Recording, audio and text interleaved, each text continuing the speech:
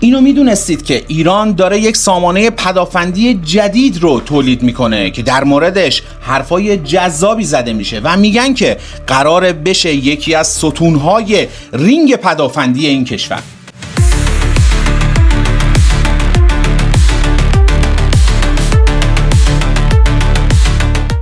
اما چرا با وجود سامانه هایی مثل S400 و S300 و باور 373 هنوز هم یه نقصی دیده شده که باید یک بازطراحی جدید صورت می گرفته؟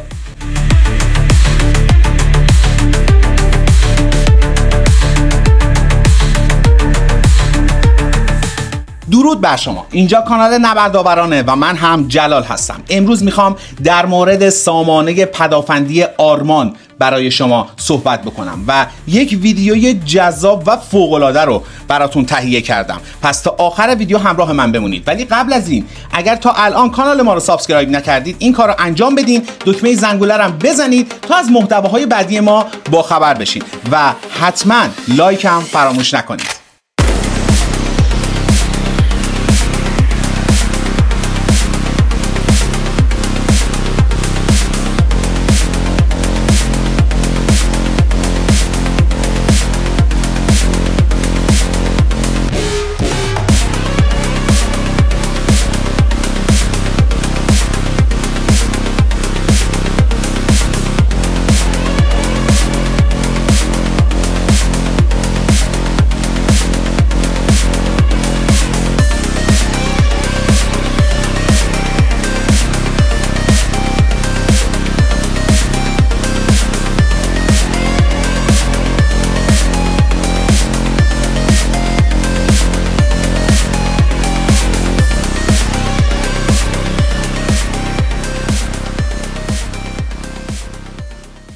اما جنگ اوکراین یک آزمایشگاه واقعی برای سیستم‌های پدافند هوایی بود. روزهای اول جنگ ارتش اوکراین با سامانه‌های S300 تونست چند تا از هواپیماهای روسی رو بزنه. این موفقیت اولیه نشون داد که سامانه‌های بزرگ و پیشرفته میتونن توی شرایط خاص موثر واقع بشن، اما موفقیت زیاد طول نکشید. به خاطر اینکه روز سوم جنگ موشک‌های ضد رادار روسی وارد بازی شدند.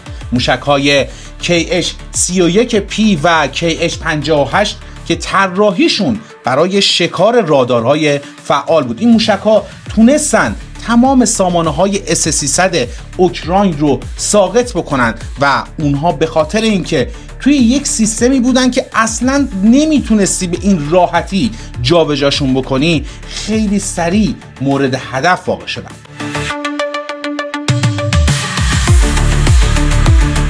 در مقابل سامانه‌های کوچکتر و یک پارچه تر مثل ناسمز یا بوک M2 خیلی چابکتر بودن و بهتر تونستن زنده بمونن. دلیلش هم خب ساده بود، این سیستم‌ها میتونستن خیلی سریع جابجا بشن، شلیک میکردن و قبل از اینکه دشمن بتونه موقعیتشون رو شناسایی بکنه مکان رو عوض میکردن. این تجربه به کارشناسای دفاعی توی کل دنیا یه چیزی رو ثابت کرد که توی جنگ‌های مدرن چابکی از قدرت آتیش خیلی مهمتره. ایران هم از این قاعده مستثنا نبود و به این نتیجه رسید که یک سامانه یه تیکه سریع و فراری رو باید بسازه و منتج شد به ساخت سامانه یک پارچه آرمان. آرمان با یک فلسفه طراحی شده، یک پارچگی و تحرک. برخلاف سیستم‌های سنتی که بخشای مختلفشون رادار، مرکز فرماندهی، پرتابگر جدا از هم هستن و همیشه توی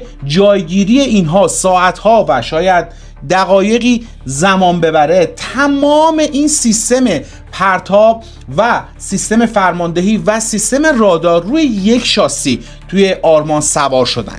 این طراحی یعنی چی؟ یعنی شما یک کامیون یا یک خودروی تاکتیکی دارین که روش رادار آرای فازی، بخش پردازش، سیستم فرماندهی و پرتابگر عمودی موشک همه با هم روش سوار شدن. هیچ نیازی به استقرار طولانی، کشیدن کابل یا هماهنگی پیچیده بین اینا وجود نداره. راننده میتونه به یه موقعیت برسه، شلیک بکنه و سریع دوباره موقعیتش رو تغییر بده. به این تاکتیک توی ادبیات نظامی میگن شوت اند اسکات، یعنی بزن و فرار کن.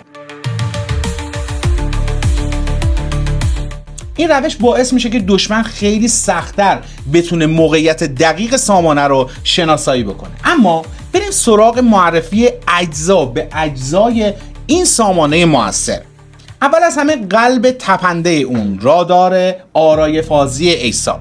یکی از مهمترین اجزای این سامانه رادارشه. آرمان از یه رادار آرای فازی فعال استفاده میکنه که بهش میگن ایسا و بهش توی ایران اسم نجم رو دادن. رادارهای قدیمی یه فرستنده مرکزی داشتن، یعنی یه دیش بزرگ که میچرخید و امواج راداری رو ارسال میکرد. مشکل این سیستما این بود که اگر اون فرستنده مرکزی آسیب میدید کل رادار از کار میافتاد. اما ایسا با این روش فرق داره. تصور کنید به جای اینکه یه چراغ قوه بزرگ بخواد یه جایی رو روشن بکنه، 100 تا چراغ قوه کوچیک دارید و در کنار هم همه اینا قرار گرفتن و اگر یکیشون کور بشه مابقی باز هستن.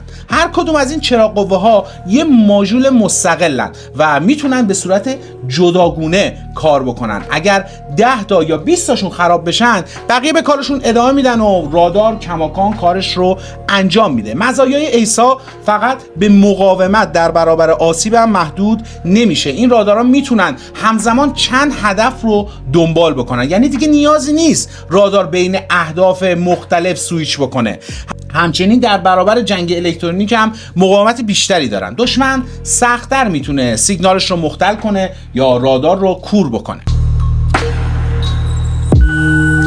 طبق اطلاعاتی که منتشر شده این رادار بالای 180 کیلومتر برای اهداف با سطح مقطع راداری متوسط گزارش شده و ارتفاع پوششش هم بین 20 تا 27 کیلومتره. این یعنی آرمان میتونه جنگنده هایی که توی ارتفاعهای متوسط و بالا پرواز میکنن تا موشک‌های کروز که توی ارتفاع پایین و زیر خط افق هم پرواز میکنن ببینه. حالا که رادار هدف رو شناسایی کرده نوبت شلیک میرسه. آرمان از موشک‌های خانواده صیاد استفاده میکنه، مخصوصا نسخه پیشرفته صیاد FC که یه نسخه پیشرفته و بهبود یافته از صیاد 3 اصلیه. این موشک 2 مرحله‌ایه، یعنی 2 تا موتور داره که به صورت متوالی دارن کار میکنن. این طراحی باعث میشه که موشک سرعت و برد بیشتری داشته باشه. سرعت صیاد CF بالاتر از 3 ماخه، یعنی 3 برابر سرعت صوت. برد عملیاتیش هم بین 75 تا 150 کیلومتر اعلام شده. هرچند برخی منابع از وجود نسخه‌هایی با برد خیلی بیشتر هم دارن صحبت میکنن. سیستم هدایت این موشک هم ترکیبیه، یعنی اینکه توی مرحله اول موشک با استفاده از سیستم اینرسی یا همون اینترنال نویگیشن به سمت هدفش میره. بعد از حسگراش که جهت و شتاب رو میسنجن استفاده میکنه. به سمت منطقه هدف باز هدایت میشه. توی این مرحله رادار سامانه داره به صورت مداوم اطلاعات رو به روز به موشک میفرسته تا مسیرش تصحیح بشه. وقتی این موشک به نزدیکی هدف میرسه رادار فعال داخل سر جنگیش روشن میشه. این رادار کوچیک خودش شروع میکنه به جستجوی هدف. وقتی که پیداش کرد روش قفل میکنه و تا لحظه اصابت دنبالش میکنه. این روش باعث میشه که احتمال انحراف یا فرار هدف خیلی کم بشه و این سیستم هم معمولاً مقابل جنگ الکترونیک خیلی مقاومه. و طبق اعلام رسمی زمان آماده سازی مجدد برای هر شلیک هم 3 دقیقه تا 5 دقیقه گزارش شده. این یعنی اگر موشک‌ها تموم بشن سامانه میتونه سریع بارگیری بشه و دوباره وارد عمل بشه. اما یکی از مهمترین پارامترها توی پدافند هوایی زمان واکنشه. بیاید یه مقایسه‌ای داشته باشیم. با 2-3 تا نمونه این آرمان رو مقایسه بکنیم. S300 برای جابجایی و استقرار کامل به 15 تا 20 دقیقه زمان نیاز داره. پاتریوت آمریکایی حدود 10 تا 15 دقیقه زمان میخواد. ناسمز حدود 5 دقیقه زمان میخواد، اما آرمان کمتر از 3 تا 5 دقیقه. این اعداد شاید توی نظر اول کوچیک به نظر برسن، اما توی میدون نبرد همین چند دقیقه تفاوت‌ها رو رقم میزنن بین زنده و مرده، بین نابودی و مبارزه کردن. وقتی یه موشک ضد رادار با سرعت بالا داره به سمت اون رادار پرواز میکنه هر ثانیه اینجا اهمیت داره. اما حالا من قبل از اینکه برم شروع بکنم توی عملکرد این سامانه رو طبق اطلاعاتی که ازش منتشر شده بررسی بکنم در مقابل عواملی که به سمت اون حریمش پرواز میکنن، باید یه نکته اینجا خدمت شما بگم. این سامانه شاید توی سال 1400 ازش رونمایی شده باشه، اما از این سامانه تعداد خیلی کمی تا الان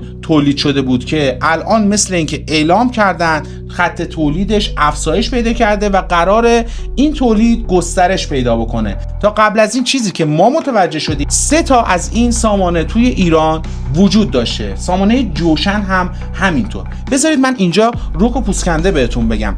ببینید این 2 تا سامانه تقریبا میشه گفت که شبیه هم دیگه هستن. اون یکی با رادار پسیو کار میکنه، این یکی داره با رادار آرای فازی داره کار میکنه. تقریبا هر دوتاشون هم روی یک شاسی سوارن، ولی خب اونی که رادار پسیو داره برد کمتری داره و عملکردش میتونه توی نزدیک بهتر باشه. در کل اطلاعاتی که از آرمان منتشر شده این گونه است که میگن قراره که این حفره‌ای که بین سامانه‌های کوتاه برد و میان برد وجود داره رو پر بکنه، یعنی نیازی به قربانی کردن یه سامانه نباشه. این تحرک پذیریش هم همین موجب رو فراهم میکنه. حالا فرض کنید که توی یه شب تاریک چند تا F-16 با موشک‌های ضد رادار به سمت مرز ایران حرکت میکنن. رادارهای دوربرد ایران این تهدید رو از فاصله دور شناسایی میکنن و به تمام سامانه‌های پدافندی توی منطقه هشدار میدن. البته بهتون بگم این سناریوی فرضیه، میخوایم ببینیم که عملکرد آرمان چجوری میتونه باشه. سامانه آرمان توی موقعیت پنهان در حالت آماده باش قرار داره. اطلاعات اولیه رو از شبکه یکپارچه دریافت میکنه و وقتی که اهداف وارد محدوده میشن آرمان رادارش رو برای چند ثانیه روشن میکنه، هدف رو قفل میکنه، یه موشک صیاد شلیک میکنه و بلافاصله رادار رو خاموش میکنه و از اونجا میره و سریع محلش رو تغییر میده تا موشک‌های ضد رادار نتونن بهش برسن و اون رو از بین ببرن و روش قفل بکنن. موشک‌های هارم به سمت آخرین موقعیتی که آرمان وجود داشته شلیک میشن. رادار قفل شده بوده اونجا، ولی وقتی که به اون نقطه میرسن دیگه سامانه‌ای وجود نداره. در همین حین هم موشک صیاد به هدفش نزدیک میشه و با استفاده از رادار داخلیش جنگنده رو قفل میکنه و منهدم میکنه.